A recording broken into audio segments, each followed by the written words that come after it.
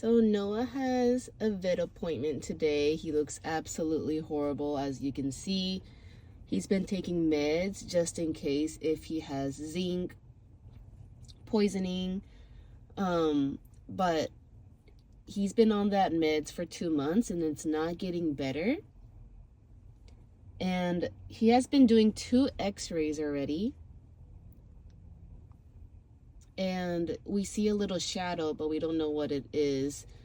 But sometimes there are some things you can't see on an x-ray. And this is the last x-ray he's going to be doing, or else he might have to do surgery. I just want to get this out of him.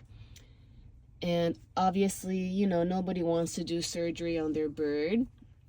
So the vet was recommending me the medicine for whatever it is to dissolve in his body.